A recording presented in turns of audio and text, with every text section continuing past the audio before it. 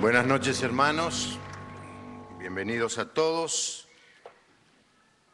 Hace 15 días comenzamos a transmitir por internet este mensaje que damos, el culto del domingo a la noche, pero hoy hemos agregado también que estamos saliendo en directo por AM 1600 Armonía. Esto no significa que ustedes no deben venir a la iglesia. Pero si usted sabe de alguien, a partir de este domingo vamos a transmitir directamente por la radio el programa y el mensaje de la palabra de Dios. Hemos comenzado a estudiar algunas parábolas del Señor Jesús. Y en esta noche vamos a reflexionar sobre la parábola tan conocida, quizá tan o más conocida que la parábola del Hijo Pródigo, como la mencionamos y llamamos en el mensaje hace 15 días la parábola de los dos hijos perdidos. La parábola que hoy vamos a considerar es la parábola del buen samaritano. Así que les invito a leer la palabra de Dios en el Evangelio de Lucas, el tercer evangelio en el Nuevo Testamento, a partir del capítulo 25, el capítulo 10, a partir del versículo 25 en adelante. Yo lo voy a leer en esta versión y ustedes van a poder seguir leyéndolo en la versión del lenguaje actual. Dice así el texto de la palabra de Dios. Y he aquí un intérprete de la ley se levantó y dijo para probarle: Maestro, ¿haciendo qué cosa heredaré la vida eterna? Él le dijo: ¿qué está escrito en la ley? ¿Cómo lees? Aquel respondiendo dijo: amarás al Señor tu Dios con todo tu corazón y con toda tu alma y con todas tus fuerzas y con toda tu mente, y a tu prójimo como a ti mismo. Y le dijo: bien has respondido, haz esto y vivirás. Pero él, queriendo justificarse a sí mismo, dijo a Jesús: ¿y quién es mi prójimo? Respondiendo Jesús dijo: un hombre descendía de Jerusalén a Jericó y cayó en manos de ladrones, los cuales le despojaron e hiriéndole se fueron, dejándole medio muerto. Aconteció que descendió un sacerdote por aquel camino y viéndole pasó de largo. Asimismo, un levita, llegando cerca de aquel lugar y viéndole, pasó de largo. Pero un samaritano que iba de camino vino cerca de él y viéndole fue movido a misericordia. Y acercándose vendó sus heridas, echándoles aceite y vino. Y poniéndole en su cabalgadura, lo llevó al mesón y cuidó de él. Otro día, al partir, sacó 2 denarios y los dio al mesonero y les dijo: cuídamele, y todo lo que gaste de más, yo te lo pagaré cuando regrese. Y el Señor entonces pregunta: ¿quién pues de estos 3 te parece que fue el prójimo del que cayó en manos de los ladrones? Él dijo: el que usó de misericordia con él. Entonces Jesús le dijo: ve y haz tú lo mismo. Inclinamos nuestro rostro y oramos al Señor. Padre, en esta noche te pedimos que nos ayudes a entender esta tu palabra, que podamos rescatar de esta historia que vos contaste un mensaje que pueda cambiar nuestro estilo de vida, que pueda cambiar nuestra conducta, que pueda cambiar nuestras prioridades. Ayúdanos, Señor, en la exposición de esta tu palabra. En el nombre del Señor Jesús. Amén. El texto dice que un intérprete de la ley se levantó, se acercó al Señor para hacerle una pregunta. En realidad hizo dos preguntas. La primera pregunta que el intérprete hace es: ¿haciendo qué cosa heredaré la vida eterna? Una pregunta tremendamente importante. Ustedes saben que los judíos creían en la eternidad, aunque no tenían muy en claro cómo poder asegurarse el cielo. Y esto le pasa a la gran mayoría de las personas. Sienten, perciben que hay algo más allá de la muerte. No pueden creer que la muerte termine con todo, que el hombre sea nada más que un soplo. Nace, sufre y muere. Que la vida tiene mucho más, que es trascendente, que hay algo más. Y si contestamos esta pregunta diciendo ¿hay algo más? Bueno, la pregunta que sigue es ¿qué más hay? ¿Habrá algún lugar, algún estado, alguna manera de vivir? Y en la Biblia es un libro que nos habla mucho de lo que sucede aquí en la tierra, pero también habla mucho de lo que sucede después de la muerte. Así que este hombre le hace esta pregunta al Señor: ¿haciendo qué cosa heredaré la vida eterna? Ahora déjenme decirle que era un hombre que conocía la Biblia, conocía la ley. Especialmente conocía los primeros cinco libros de la Biblia que se llaman el Pentateuco, escritos por Moisés. Él, como un maestro, un intérprete de la ley, sabía estos textos de memoria. Así que cuando hablaban, cuando discutían, cuando enseñaban, ellos no enseñaban teniendo un libro en la mano, sino de memoria. Y esto parece increíble, pero era así. Los jóvenes judíos, hasta los 12, 13, 14 años, estudiaban los 5 libros de memoria, y si tenía capacidad y el rabino o el maestro que les enseñaba creía que podía seguir este proceso, iniciaban o continuaban el proceso al punto de poder aprenderse lo que nosotros llamamos todo el Antiguo Testamento de memoria, los salmos, los libros proféticos, los históricos, hasta la edad de 19, 20 años.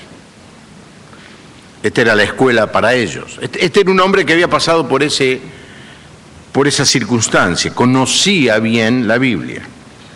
Ahora el texto dice que él vino, se acercó al Señor para probarlo. Claro, era un maestro, era un religioso, una persona destacada.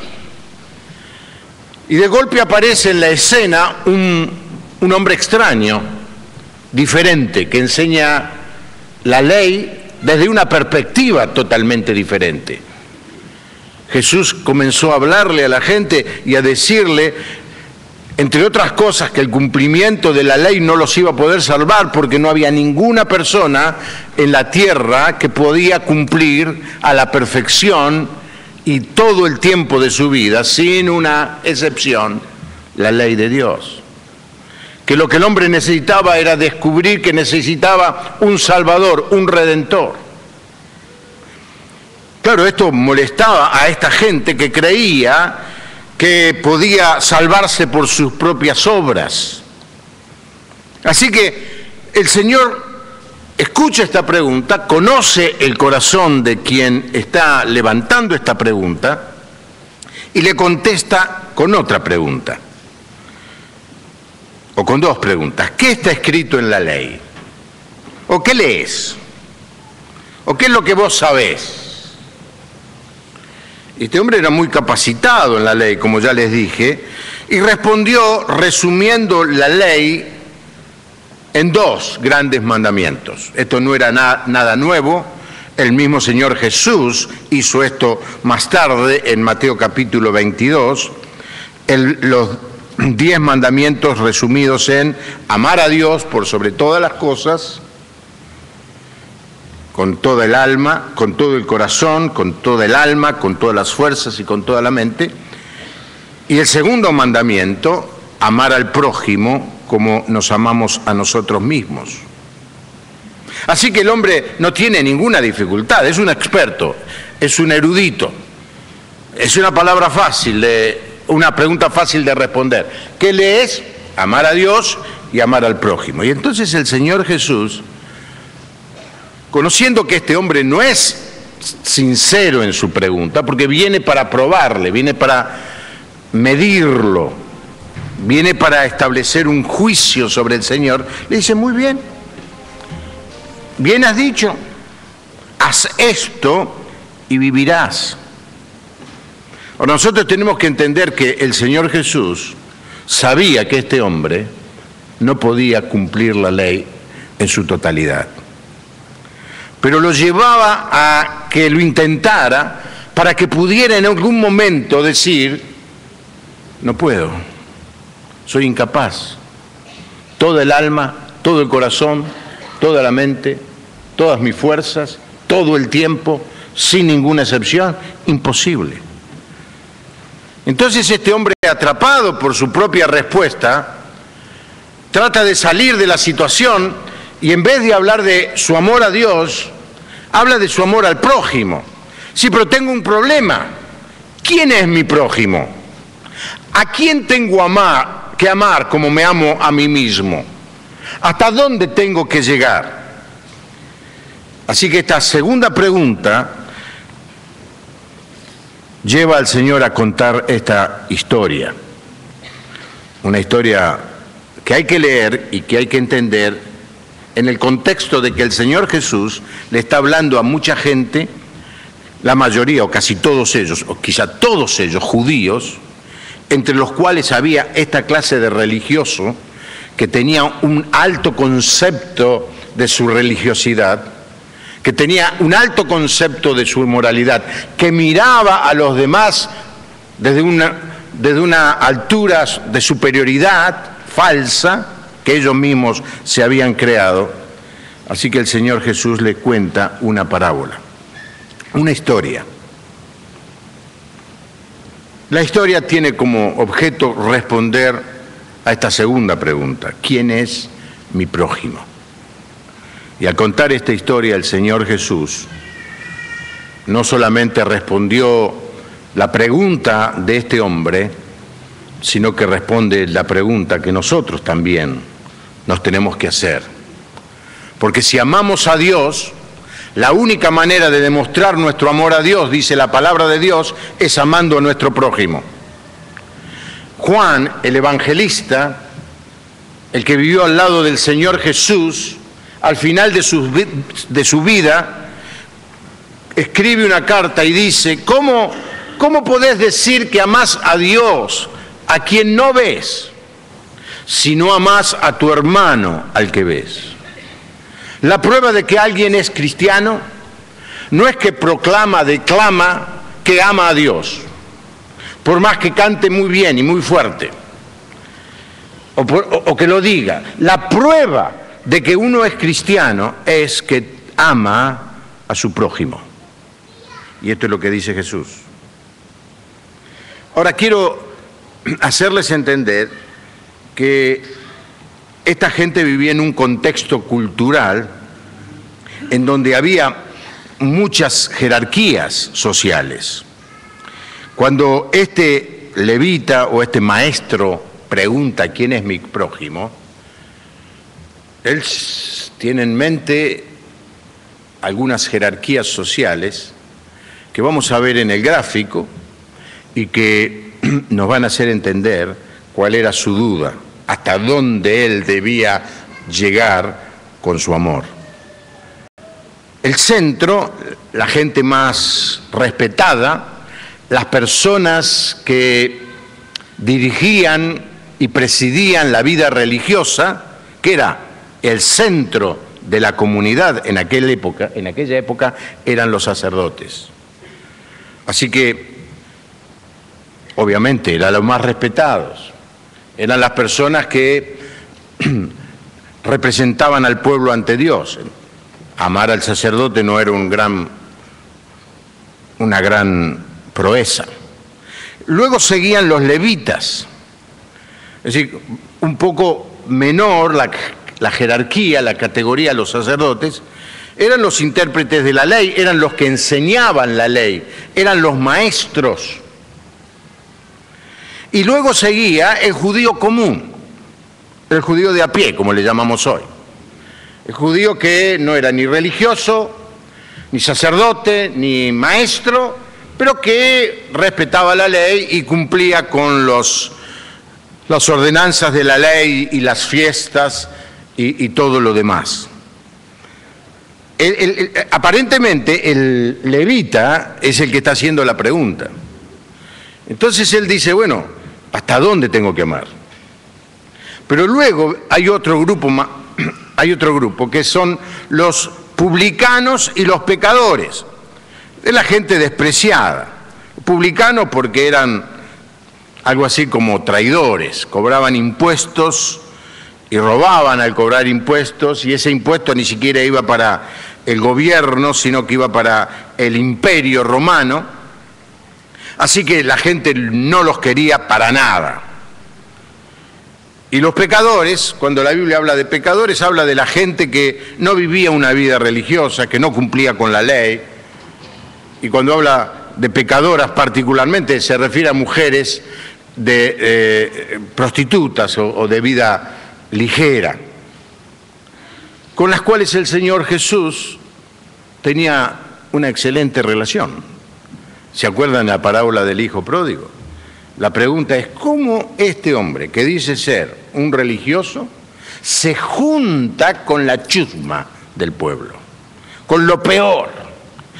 El sacerdote y el levita jamás, quizá irían con el judío común, pero jamás visitarían la casa, ni permitirían que esta gente visitara su casa.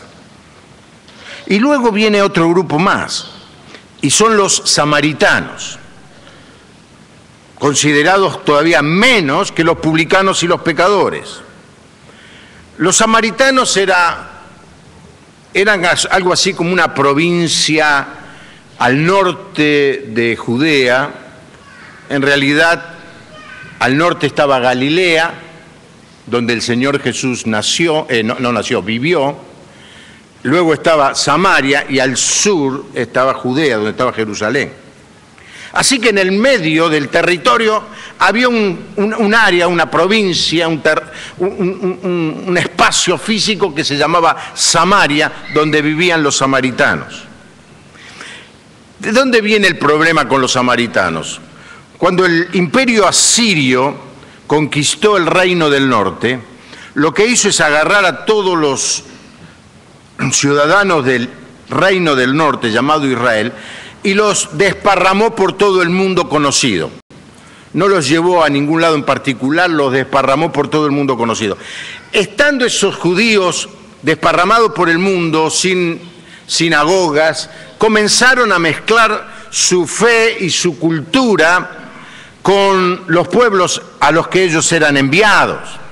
Así que con el paso del tiempo y al volver del exilio, vinieron con dioses, vinieron con costumbres que no eran la del pueblo judío. Y el pueblo judío los tomó esto como una traición. Luego tuvieron algunos problemas políticos también, y finalmente el problema religioso, y es que los samaritanos no eran bienvenidos al ir a Jerusalén, así que se hicieron su propio lugar de culto allí en Samaria.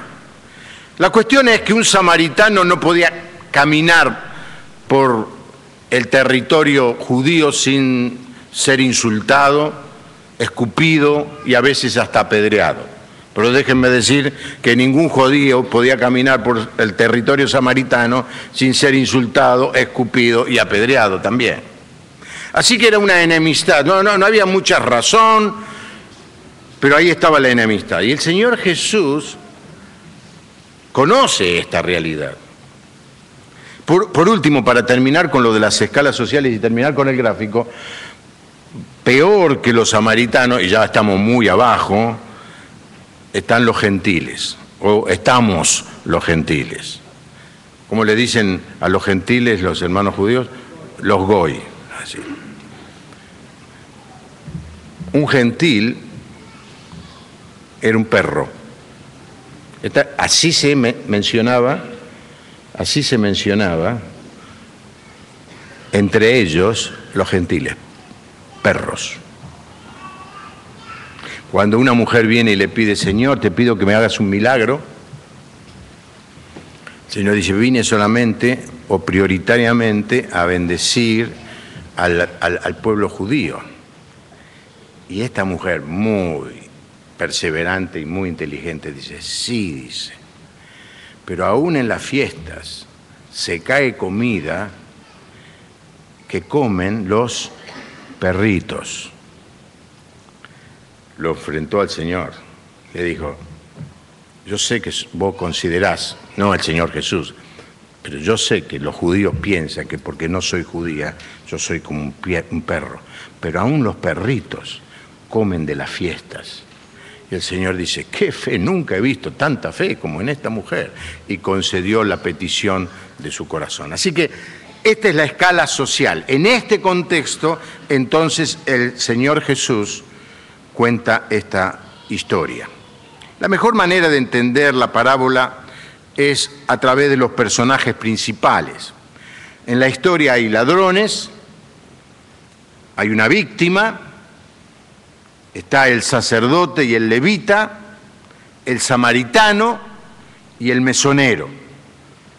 Y de todos estos los principales son la víctima, obviamente, el sacerdote y el levita, que pasan, que representan la misma actitud, y el samaritano. Notemos que el Señor Jesús dice un hombre, un sacerdote, un levita, no hay nombres, en las parábolas no se mencionan nombres. Así que podemos pensar en los ladrones.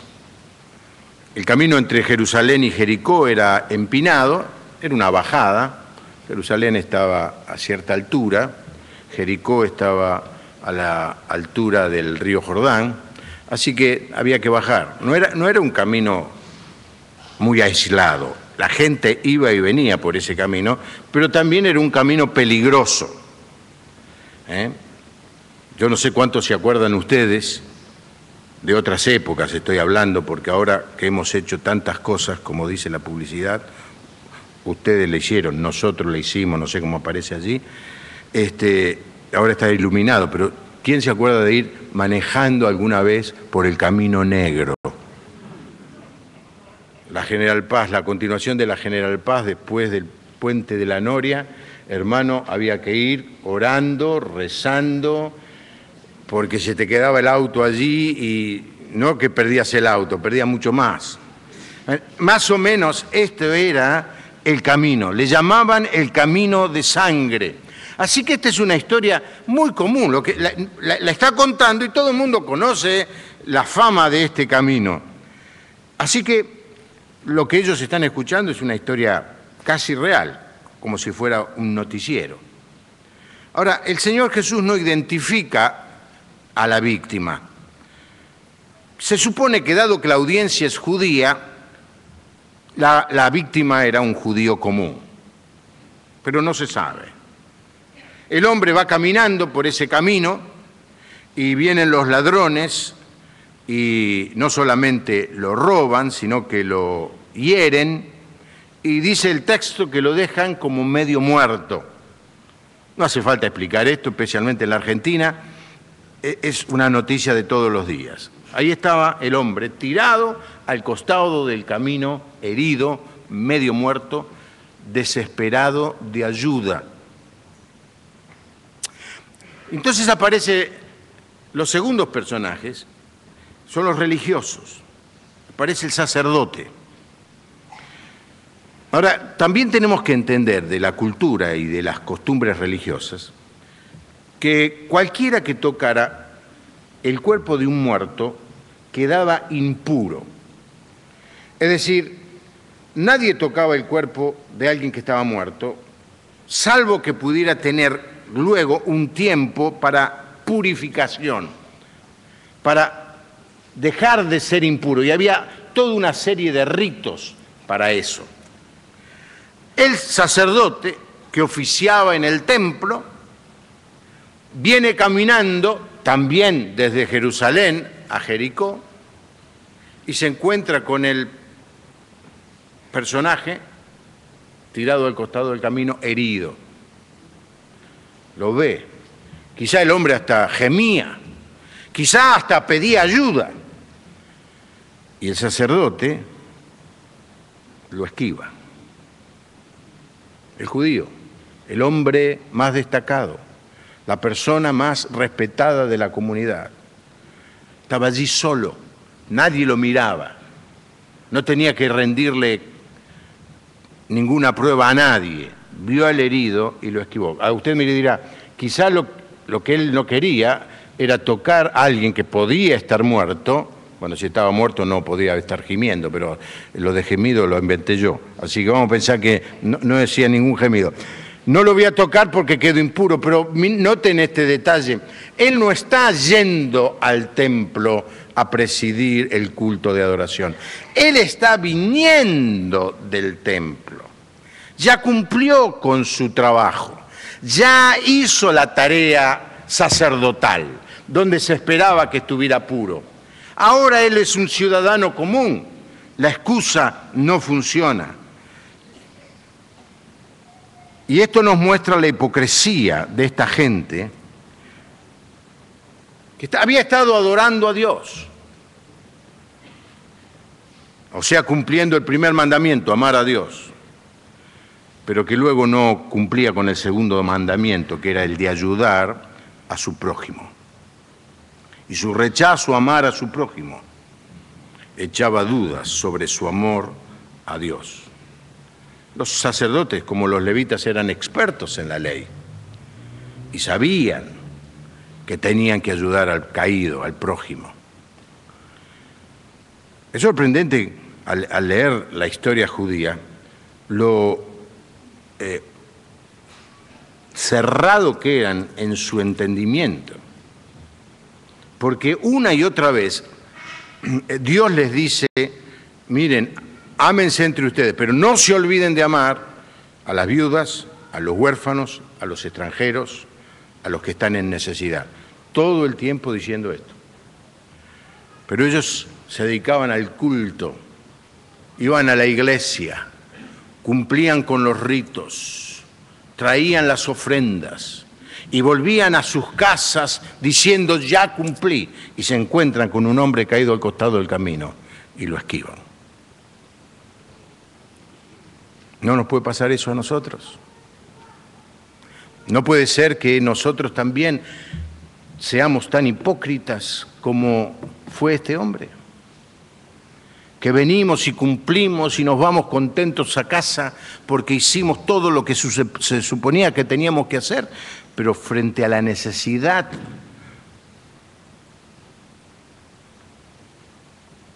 tomamos otro camino. Mientras preparaba el mensaje estaba leyendo de un profesor de homilética. Homilética es la ciencia que enseña a cómo hablar en público o predicar. Y llamó a sus alumnos a que prepararan un mensaje sobre el buen samaritano.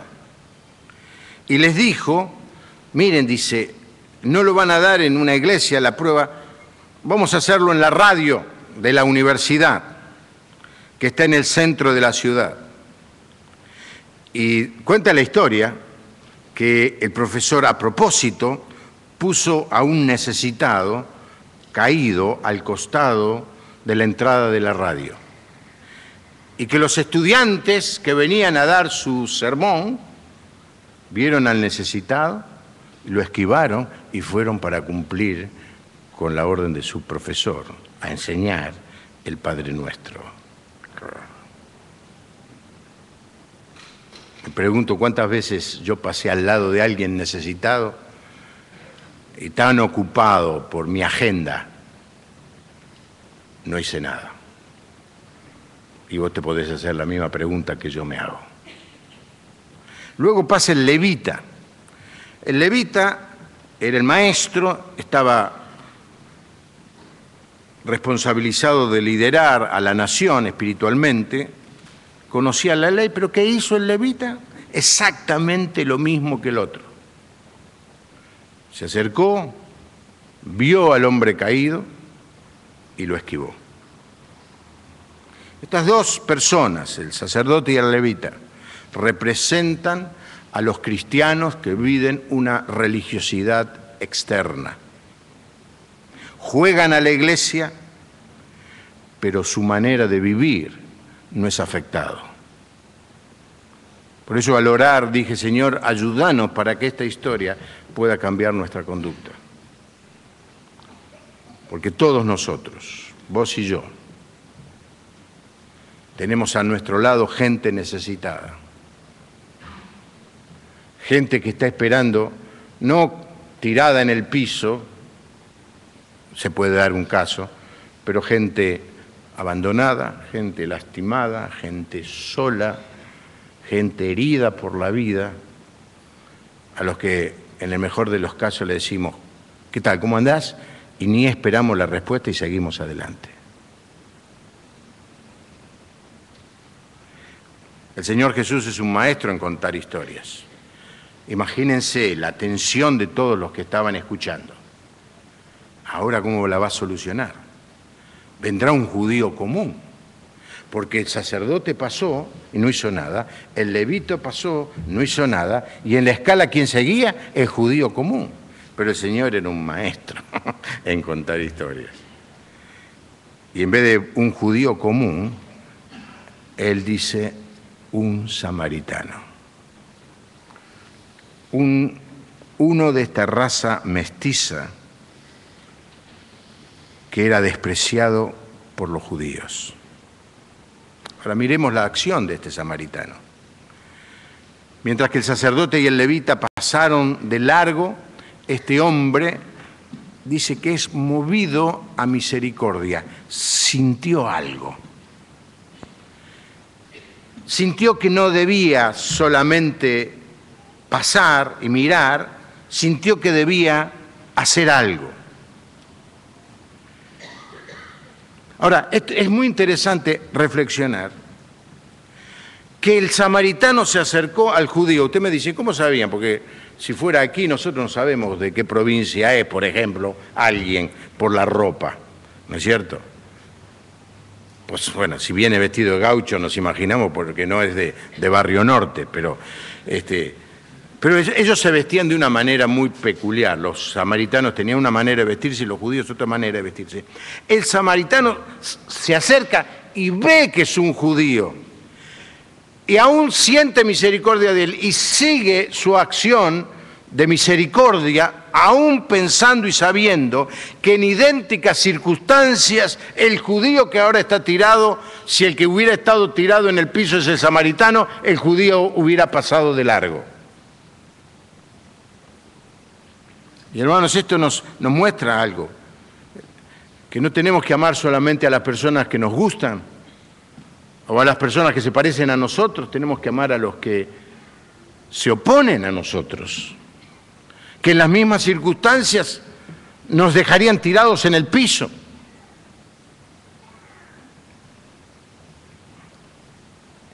Y tuvo la valentía de tomar la iniciativa de acercarse de arriesgarse. Porque esta persona, aún en su situación, podría haber dicho, medio muerto, cualquier cosa menos un enfermero samaritano. Llamen a otro de Same. Me prefiero morirme a que un samaritano me toque. Ojo, usted me dice, ¿no está exagerando? No, no, es así. No solamente tiene compasión, sino lo cuida. Ahora, hay una ley que dice que en los autos todos debemos llevar un kit de primeros auxilios. No voy a hacer la pregunta de cuánto lo llevan, porque no quiero quedarme con la mano abajo, porque yo no sé ni siquiera dónde se compra eso. ¿En dónde se compra? Supermercado. Bueno, ya ahora soy más culpable, perdón. A ver, lo voy a hacer. ¿Cuántos de ustedes que tienen auto tienen el kit de primeros auxilios? Pocos. Bueno, este hombre tenía su kit de primeros auxilios. Llevaba aceite y vino. El vino era importante llevar, no solamente porque es bueno para el estómago, dice San Pablo, sino porque el agua que se consumía en general era agua estancada y traía muchos problemas de estómago. Así que la bebida que no se contamina con el paso del tiempo es el vino. Y el aceite, vas a saber por qué usaba el aceite. La cosa es que este hombre con lo que tenía, empezó a cuidar al herido.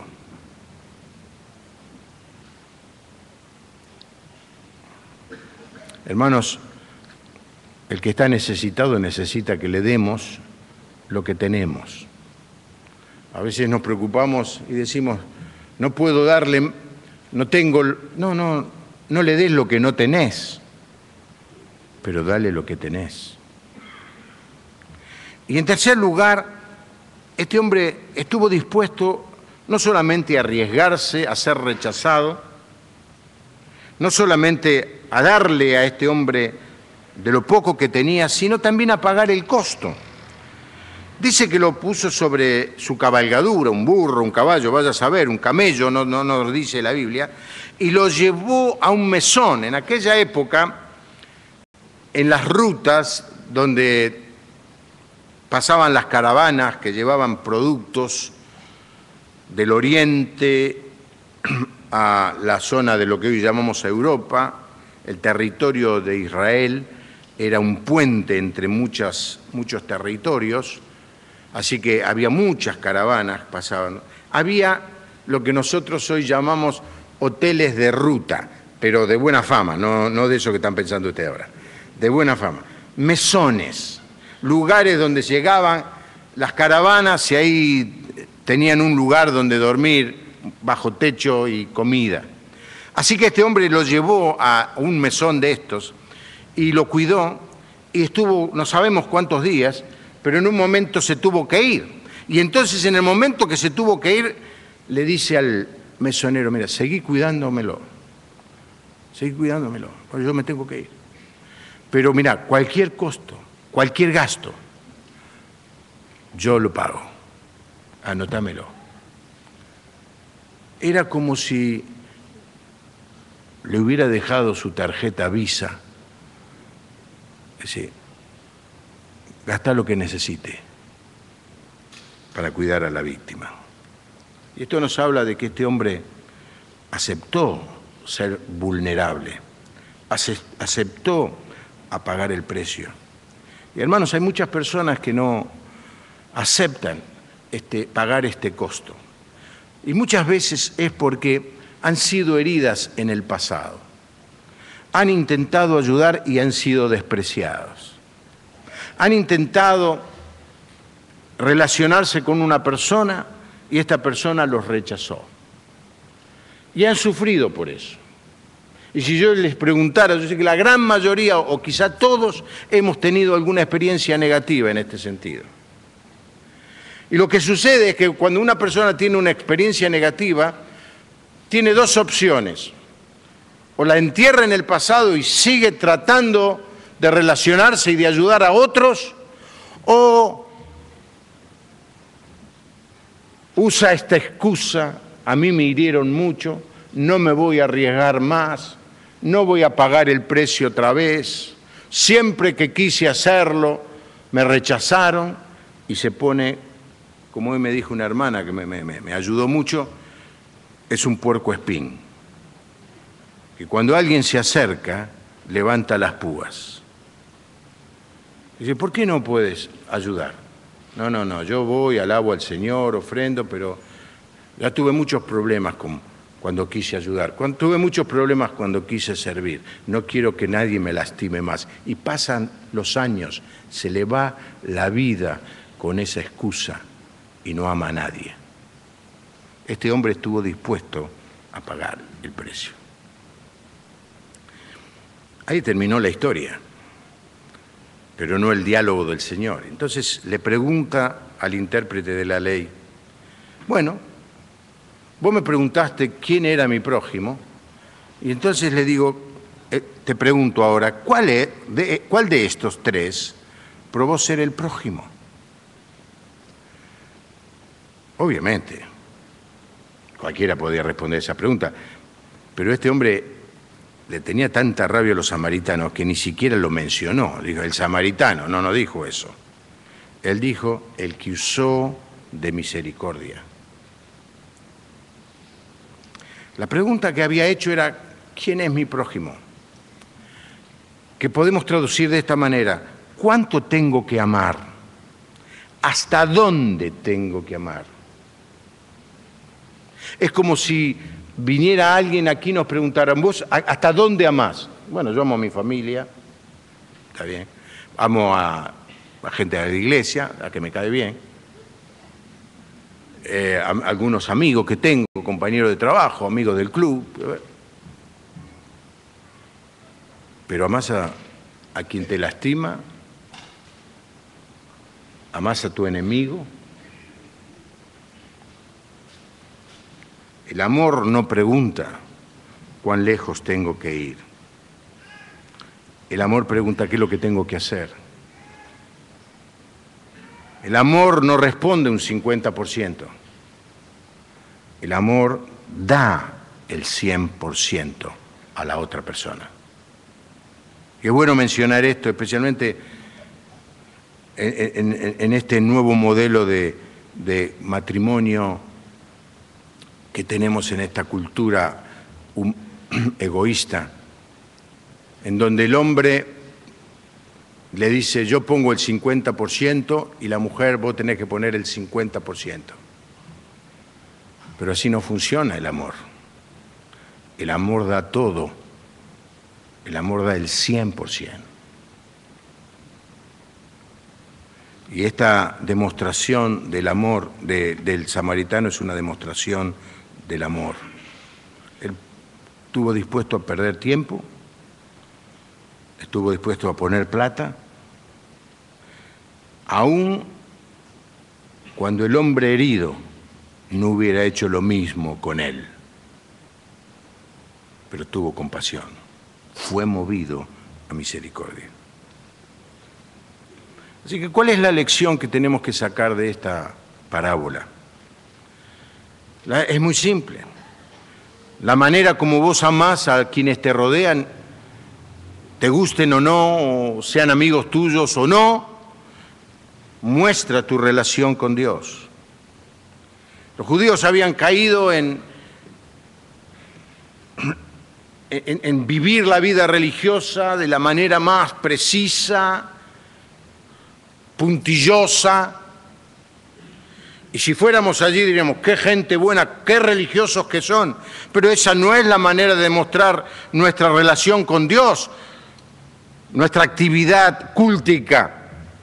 La manera de mostrar nuestra relación con Dios es cómo amamos a quienes tenemos a nuestro lado, a nuestro prójimo, a quien está próximo a nosotros. Y algunas cosas que podemos rescatar. En primer lugar, aún nuestros enemigos son nuestro prójimo. Amar a nuestros enemigos es lo que el Señor Jesús enseñó. Él dijo: amar a un amigo. ¿Qué virtud hay amar a alguien que te ama? Eso lo hace cualquiera. pero amar a quien te ofende, amar a quien se burla de vos, amar a quien te hiere, amar a quien te persigue, amar a quien hace todo lo posible para hacerte la vida miserable, y todos tenemos uno de estas personas cerca nuestro. Bueno, yo no sé, pienso que no. A ver si empiezan a pensar quién es el que tiene a maltraer a Juan Pablo. No, yo, la verdad que... Pero sé de gente, de ustedes que trabajan en el negocio, en la calle, estudian en la universidad, y hay gente mala que busca arruinarnos la vida. La reacción natural es hacer lo mismo que ellos nos hacen a nosotros. La reacción natural es la venganza. Sangre, ojo por ojo. ¿Qué más dice el texto? Diente por diente. Pero eso es el Antiguo Testamento, no es lo que Jesús enseñó. Jesús viene y dice, ama a tu prójimo, ama aún al que te acosa, acusa, lastima. En segundo lugar, esto nos enseña que nuestra posición religiosa y social no es garantía de estar actuando correctamente. Hermanos, podemos ponernos la máscara de religiosos y venir al templo y decir, qué santo que soy. Eso no dice nada. Podrá decirle algo a la gente de la iglesia, pero no le dice nada a Dios, porque Dios no mira lo que miran los hombres, Dios mira lo que hay dentro de nuestro corazón. Y Dios te dice, si yo te amé, aunque vos eras mi enemigo, si yo te fui a buscar, aunque vos te burlabas de mí, yo estoy esperando que vos hagas lo mismo. Y eso es lo que marca la diferencia entre un cristiano y un no cristiano. No solamente su dogma o su fe o su doctrina o su credo, sino la manera como ama. Creo que lo conté hace poco, la historia de ese grupo misionero en las islas del sur del Pacífico, que llegaron y los aborígenes los recibieron muy mal y era una cultura llena de ocultismo y ritos diabólicos y brujos, y comenzaron a envenenar a las familias de estos misioneros. Pero cuando ya estaban prácticamente todos muertos, quedaban apenas unos pocos, toda la tribu se convirtió al cristianismo. Y cuando preguntaron, ¿qué es lo que pasó?, ellos contestaron, no nos impactaba tanto como vivían, pero nos impactaba mucho cómo morían, amando aún a quienes los estaban matando. La tercera cosa que podemos leer aquí es la acción de amor del samaritano, es un ejemplo de amor que nosotros podemos tener. Ahora, esta historia del Señor Jesús encierra otro mensaje. El hombre caído es un judío. ¿Qué significó para este judío? Tener que confiar en otra persona para salir de esa situación. Tener que confiar en una persona que socialmente es un enemigo. Es el marginal, la persona no querida, la persona menospreciada, la que viene en rescate del caído. Hermanos, hace unos minutos participamos del pan y de la copa, símbolo del Señor Jesús. ¿Y quién fue el buen samaritano en nuestra vida? ¿Quién vino y se arrodilló delante nuestro, al lado nuestro, y vendó nuestras heridas y nos sacó del estado en donde estábamos caídos. ¿Quién fue? El Señor Jesús. El samaritano de los samaritanos es el Señor Jesús. Y quizá alguna persona en esta noche sienta que es alguien caído, que la vida lo trató mal, alguna circunstancia, quizá enfermedad, o un desencuentro familiar, o una crisis económica. Y siente como que necesita ayuda, desesperadamente necesita ayuda. Yo quiero decirte que dejes en esta noche que el buen samaritano se acerque a vos y te levante y te lleve a casa. Para terminar el mensaje, miremos estos tres principios para ver cuál es la clase de vida que nosotros tenemos. El principio de los ladrones.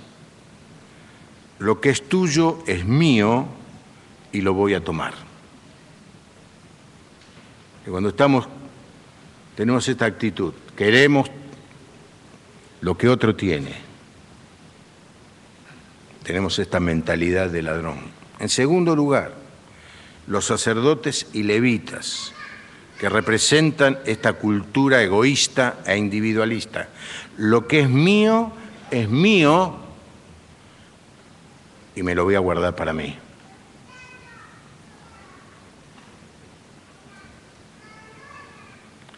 Por último, la actitud del samaritano, que debe ser nuestra actitud. Lo que es mío es tuyo y te lo comparto. ¿Cuál les parece de estas tres debería ser la característica de un cristiano? Dios ha puesto muchas personas alrededor nuestro, no solamente en el barrio, sino alrededor tuyo. Gente necesitada, gente que está confundida,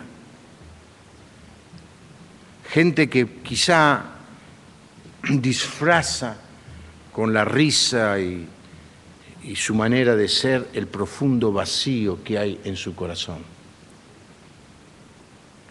Vos podés ser el buen samaritano para esa persona. La iglesia debe ser el buen samaritano para aquellos que están alrededor sufriendo. Porque en definitiva, la medida de nuestra fe, la medida de la calidad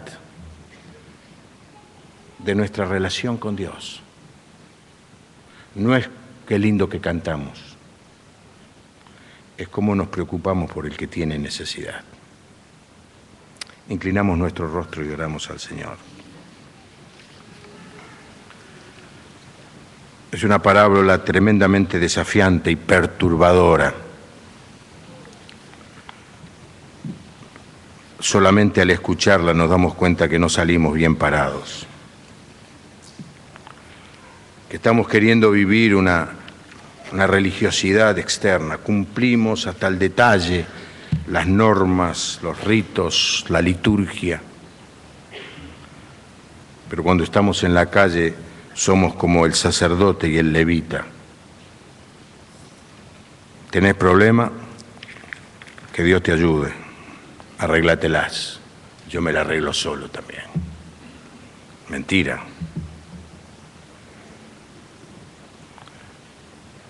Ahora déjenme decirles, antes de orar, hay muchas personas que se preocupan por los necesitados y hacen muy buenas obras. Doy gracias a Dios que en este país hay tantas entidades, ONG, fundaciones, dedicadas a ayudar a los necesitados. Escuchaba los otros días en una radio de este grupo de 3.000 jóvenes que trabajan en una organización que se llama Un Techo para mi País, que estuvieron en el programa de televisión. Jóvenes 22, 23, 25 años, que el próximo fin de semana quieren construir 300 casas. No son casas como la que usted supone, simplemente es una pieza con piso seco que construyen al lado de la choza o de la casucha que pueda tener alguien en una villa. Gracias a Dios por esa gente. Hermanos, nosotros tenemos que honrar a esa gente que hace esas cosas para ayudar a la sociedad y a la comunidad, trayendo un poco de justicia. No cometamos el error de creer que porque somos cristianos, los únicos que hacemos algo por los prójimos somos nosotros. Ahora, lamentaría que alguno de ellos hiciera eso tratando de satisfacer la ley de Dios, el requerimiento de Dios. Nadie se puede salvar por obras. La parábola fue contada para decirle al hombre: vos no te podés salvar aunque cumplas toda la ley.